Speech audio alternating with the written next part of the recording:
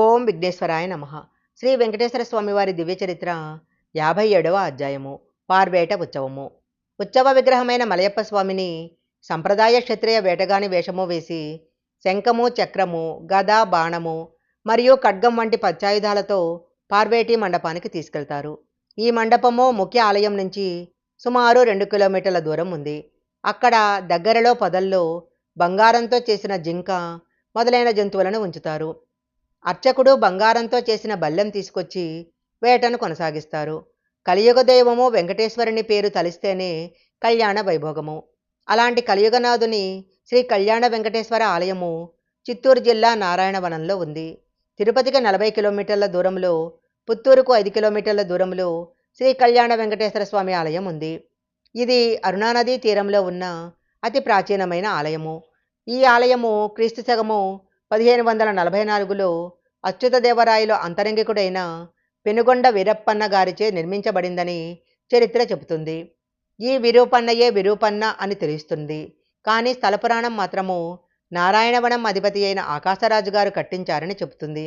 ఒకప్పుడు ఆ గ్రామాన్ని ఆకాశరాజు పరిపాలిస్తున్న కాలంలో వైకుంఠ నివాసుడైన శ్రీ మహావిష్ణువు శ్రీ వెంకటేశ్వర రూపంతో వెంకటాద్రి మీద వెలిశాడు. అప్పుడు ఆయన దేవేరి లక్ష్మీదేవి పద్మావతి రూపంతో ఆకాశరాజు దంపతులకు పుత్రికగా జన్మించింది. యుక్త వయసుకు వచ్చిన పద్మావతీదేవి వెంకటేశ్వరుని తప్ప మరొకరిని వివాహమాడనని, తనకు ఆ స్వామితోనే వివాహం జరిపించవలసిందిగా తండ్రిని కోరుతుంది. కుమార్తె కోరిక మన్నించిన ఆకాశరాజు శ్రీ వెంకటేశ్వర పద్మావతుల కళ్యాణము ఈ ప్రదేశంలోనే అతి వైభవంగా జరిపించాడని, ఈ కళ్యాణానికి ముక్కోటి దేవతలు, యక్షులు, కిన్నెరులు, గంధర్వులు వచ్చి తిలకించారని ప్రసిద్ధి. ప్రాచీనమైన ఈ ఆలయము విశాలమైన ఆవరణ కలిగి ఉంది. ఈ ఆవరణ చుట్టూ ఉన్నతమైన ప్రాకారం ఉంది. ఈ ప్రాకారము తూర్పు దిశలో 96 అడుగుల ఎత్తుగల 7 అంతస్తులు కలిగిన గోపురంతో శిల్పకళా సౌందర్యంతో విరాజిల్లుతుంది. ఈ ఆలయమందు గర్భగుడిలో కళ్యాణ వెంకటేశ్వరుడు, పక్కనే మరొక చిన్న గుడిలో పద్మావతి అమ్మవారు దర్శనమిస్తారు. పద్మావతి అమ్మవారి ముందు పెద్ద తిరుగలి రాయి ఉంది. ఆ తిరుగలితో ఆమె పెండ్లి రోజున బియ్యం విసిరారని చెప్తారు.